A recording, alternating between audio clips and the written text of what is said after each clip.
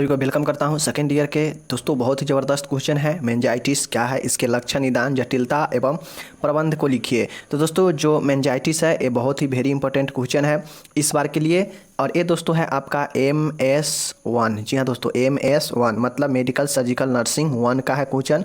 तो आप लोग देखने का और समझने का प्रयास कीजिए। दोस्तों मैंने ऐसे बहुत सारे लॉन्ग क्वेश्चन करा चुका हूँ, जाके आप लोग देखिए, बहुत इंपॉर्टेंट सभी के सभी क्वेश्चन है।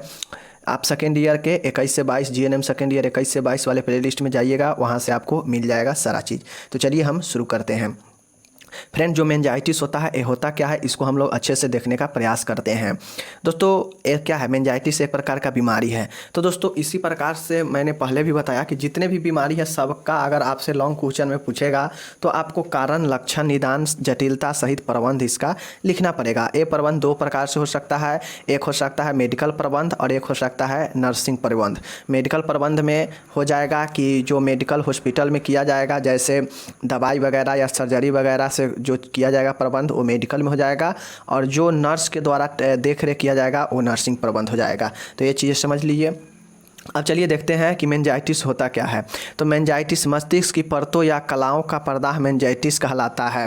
Inflammation of the meningitis of brain is known as meningitis. दोस्तों सीधा तौर पे यहाँ पे कहा जाए तो मस्तिष्क में दोस्तों जो मस्तिष्क का लेयर होता है ना, अब आप लोग जानते हैं कि मस्तिष्क में दोस्तों अलग अलग लेयर है। पहले सबसे ऊपर वाला है स्किन है, उसके अंदर है जो कि कंकाल, खोपड़ी, हड्डी है, उसके नीचे जो दोस्तों है वो फ्लूइड भरा हुआ है। तो ये सारे चीज़ों से मिलके जो है मस्तिष्क लेयर में है।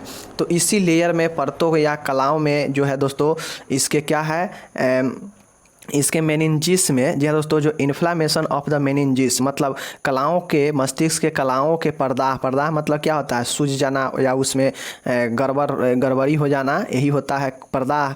तो यही कहता है कि मस्तिष्क के परतों या कलाओं के प्रदाह को मेनिंजाइटिस कहा जाता है।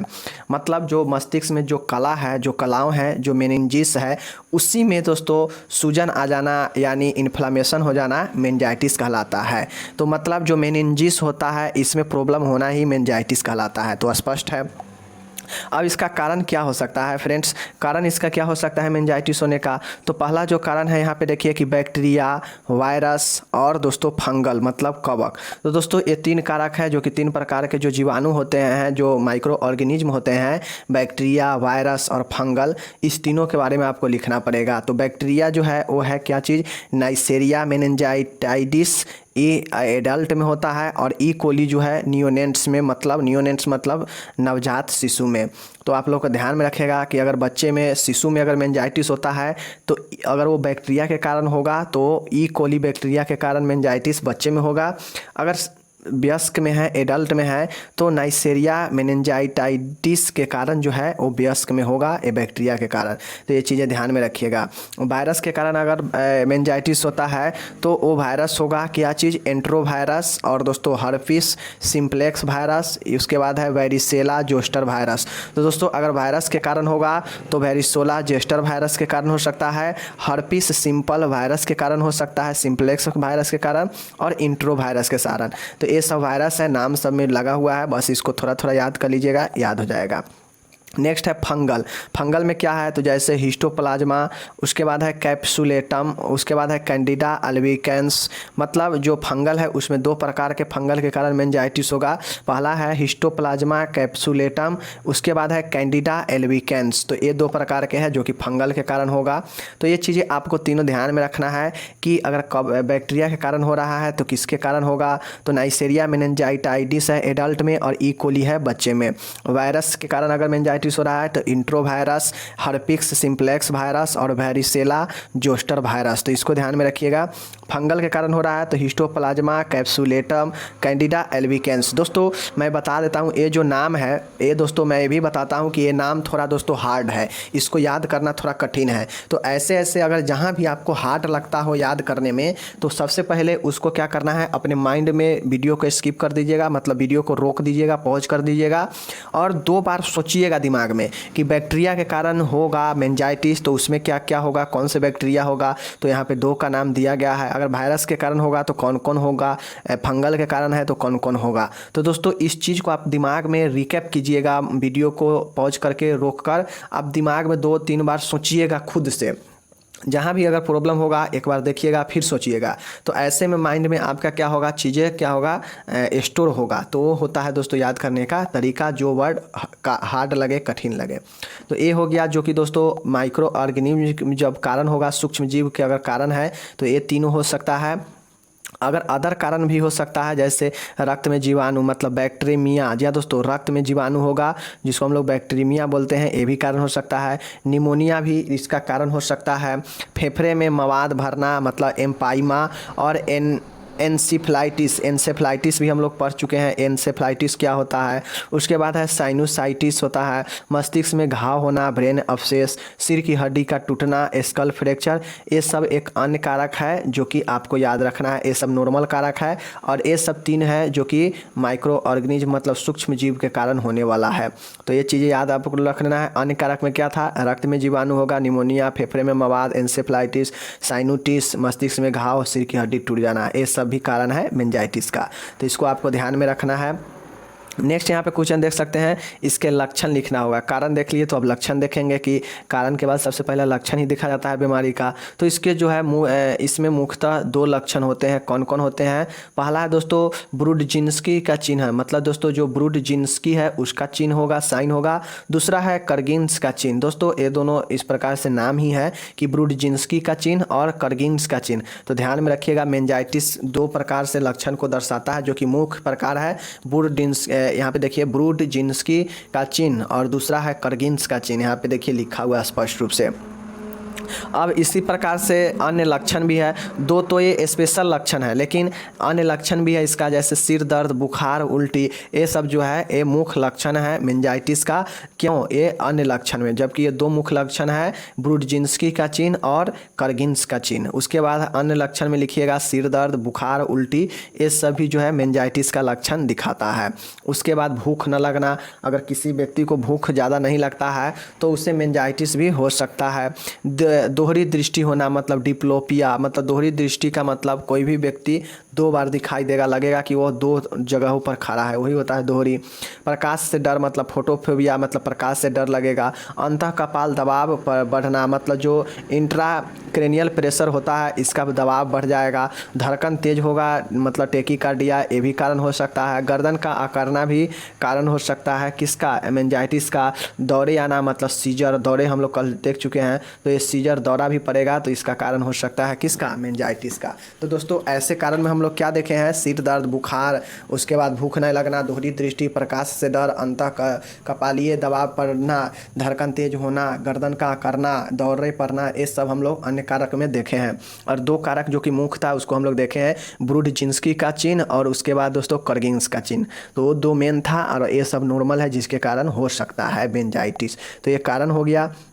अब दोस्तों किसी भी बीमारी का जब कारण देख लेते हैं, कारण लक्षण पता चल जाता है, कारण देख लेते हैं कि किस कारण से होता है, तो उसके बाद हम लोग चलते हैं लक्षण के तरफ कि जब ये बीमारी है तो ये लक्षण किस प्रकार से दिखाएगा। तो मेनिंजाइटिस के लक्षण देख लिए। अब जब लक्षण हो जाएगा तो चलेंगे कि भाई अब पुष्टि हो जाएगा कि ये बीमारी है, तो अब उसका हम लोग क्या ढूंढेंगे? निदान ढूंढेंगे। तो सबसे पहले डायग्नोसिस किया जाता है। तो जो ये वाला जो हम लोग यहाँ पे पढ़ रहे हैं, क्या पढ़ रहे हैं? मेनिंजाइटिस। तो मेनिंजाइटिस में जो होता है वो निदान कैसे होता है, क्या क्या निदान होता है? तो इतिवृत्ति लेना मतलब हिस्ट्री कलेक्शन, ये सभी बीमारी में कॉमन है। हिस्ट्री कलेक्शन मतलब इतिवृत्ति लेना, इतिहास लेना। शारीरिक परीक्षण मतलब फिजिकल एग्जामिनेशन। उसके बाद है CSF के जाँच। दोस्तों CSF ये भी मैंने पढ़ा चुका हूँ, तो ये आप लोग को अगर दोस्तों नहीं देखे हैं, CSF एक दोस्तों लॉन्ग क्वेश्चन ही है, तो इसको आप लोग को जाकर देखना चाहिए, ये भी इम्पोर्टेंट क्वेश्चन है CSF। तो ये चीज़ें हैं। उसके बाद दोस्तों CSF का जांच हो जाएगा तो CT स्कैन होगा, ब्लड कल्चरल टेस्ट होगा, ECG और EEG का टेस्ट होगा, CASF कल्चर सेंसिटिव टेस्ट होगा। तो दोस्तों इतना सारा टेस्ट होता है एक मेनिंजाइटिस वाले पेशेंट का। नॉर्मल जो टेस्ट है क्या होगा? डायग्नोसिस की हिस्ट्री लेगा, शारीरिक एग्जामिनेशन होगा, CT स्कैन होगा, ECG और EEG होगा, ब्लड कल्चर टेस्ट होगा। उसके बाद थोड़ा सा हट के है वो है यहाँ पे कि CSF कल्चर और सेंसिटिव टेस्ट, और उसके बाद CSF की जांच। तो ये सब निदान है, आप इसको ध्यान में दीजिएगा, आपको जो याद रहेगा आप अच्छे से लिख दीजिएगा डायग्नोसिस में। तो ये हो गया। अब क्वेश्चन यहाँ पे साथियों पूछ सकता है कि इसका जटिलता भी बताना है हम लोग को। अब हम लोग यहाँ पे निदान देख लिए तो इसका जटिलता देखेंगे कि भाई इसका क्या क्या जटिलता हो सकता है और आगे बढ़ के या आगे देखा जा सकता है मेनिंजाइटिस में। तो जटिलता के बारे में दोस्तों जटिलता ये होगा कि एन्सेफेलाइटिस होगा। और दोस्तों हम लोग कुछ दिन पहले ही एन्सेफेलाइटिस के बारे में पढ़े हैं कि एन्सेफेलाइटिस होता क्या है, तो इस सारे चीज़ों को हम लोग पढ़ चुके हैं। तो इसका जो मेनिंजाइटिस का हानिकारक जो रूप है और जो जटिलता हो सकता है वो एन्सेफेलाइटिस है। नेक्स्ट है डेलीरियम। दोस्तों डेलीरियम जो है इसको हम लोग आगे देखेंगे, पढ़ने वाले हैं। इस शॉर्ट क्वेश्चन में पूछता है डेलीरियम के बारे में। तो ये डेलीरियम इसका जटिलता हो सकता है, पेशेंट कोमा में जा सकता है और पेशेंट को डेथ भी हो सकता है। तो दोस्तों मेनिंजाइटिस वाले पेशेंट को वही होता है कि उसके ब्रेन का जो दोस्तों लेयर है, जो दोस्तों मेनिंजिस है, उसमें दोस्तों प्रॉब्लम आ जाना, विकार हो जाना क्या कहलाता है, मेनिंजाइटिस कहलाता है। और दोस्तों उन सब से जो प्रॉब्लम होता है तो उसका जो जटिलता दिखता है वो एन्सेफेलाइटिस हो सकता है, डेलीरियम हो सकता है, कोमा में पेशेंट जा सकता है और मृत्यु हो सकता है। ये सब उसका जटिलता है। किसका? ये सब जटिलता है दोस्तों मेनिंजाइटिस का। उसके बाद है अब हम लोग प्रबंध में चलेंगे। तो प्रबंध में दोस्तों दो प्रकार से प्रबंध यहाँ पे दिया गया है। पहला है, मैंने पहले भी बताया कि एक होगा मेडिकल और एक होगा नर्सिंग। तो यहाँ पे देखिए मेडिकल मैनेजमेंट मतलब चिकित्सीय मैनेजमेंट। अब इसमें दोस्तों चिकित्सीय मैनेजमेंट और मेडिकल मैनेजमेंट का जब बात आएगा तो वहाँ पे समझिएगा कि वो दवाई के थ्रू या क्लिनिकल फंक्शन के थ्रू जो है वो ठीक करने का कोशिश करेगा। तो यहाँ पे हम लोग देखने वाले हैं।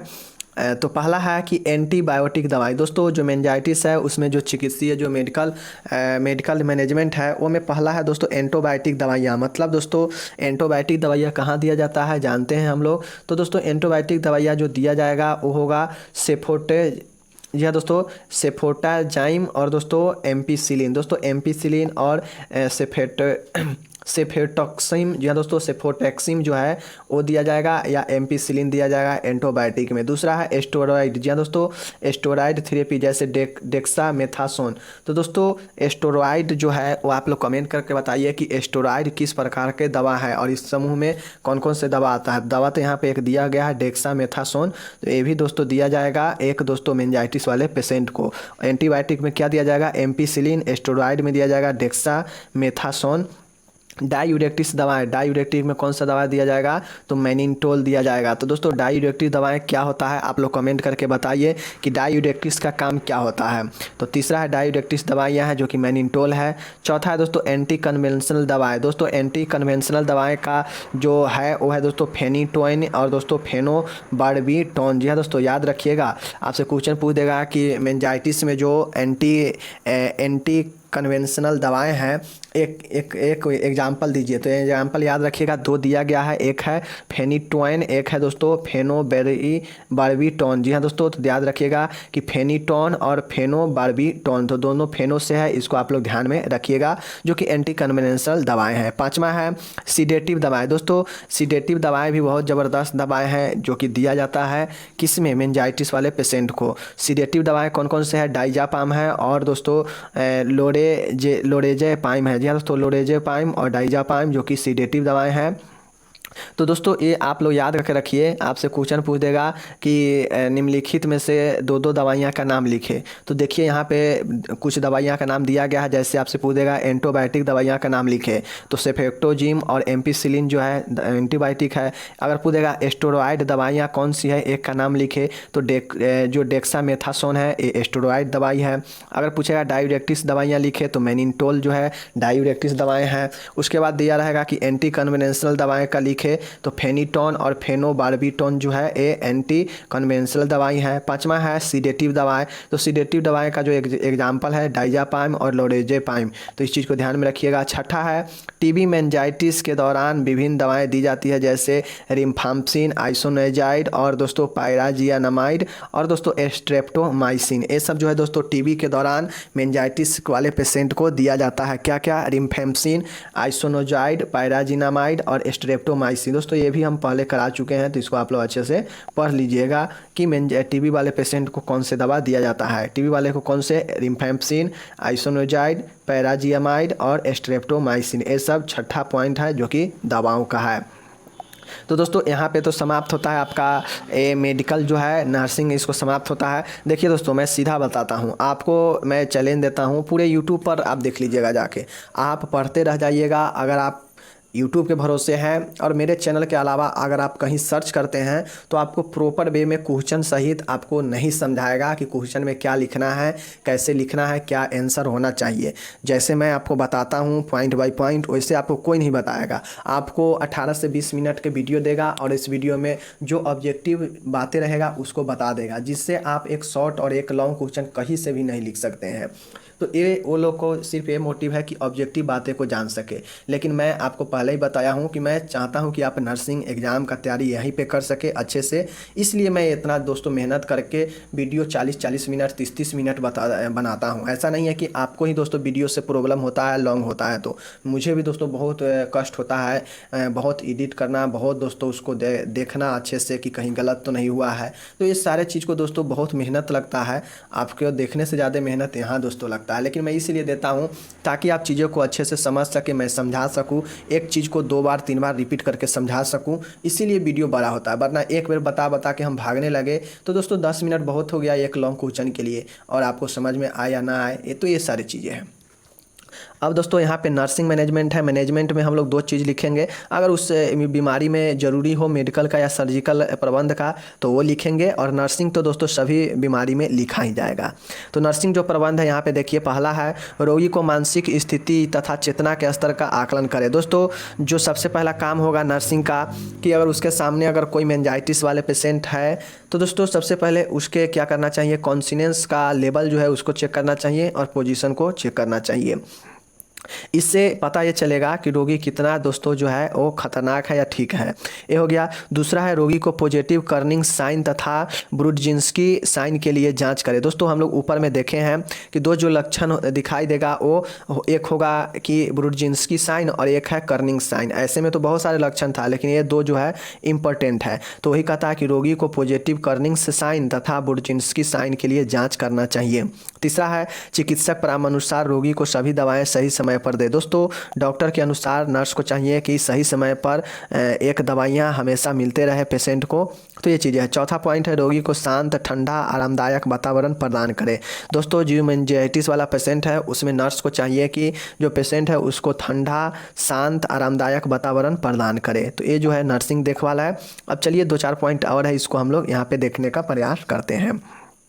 5वां है रोगी को पूर्णतः बेड रेस्ट की सलाह दे। दोस्तों जो मेनिंजाइटिस वाले पेशेंट है उसको पूर्णतः दोस्तों जो है बेड का रेस्ट का सलाह देना चाहिए। 6ठा है क्रॉस इन्फेक्शन की रोकथाम हेतु रोगी को आइसोलेट रखें। फ्रेंड जो रोगी को अगर मेनिंजाइटिस के कारण अगर हॉस्पिटल में भर्ती है तो उसे एक नॉर्मल वार्ड से अलग रखना चाहिए। हो सकता है उसको क्या हो कि कोई ऐसे क्रॉस इन्फेक्शन वाले बीमारी उसको क्या करे, ग्रसित हो जाए, इससे पहले उसे आइसोलेट मतलब पृथक करना चाहिए। 7वां है रोगी को सुस्पाइन स्थिति में रखे तथा साथ ही बिस्तर का हेड वाला सिर 30 डिग्री के एलिवेट रखे।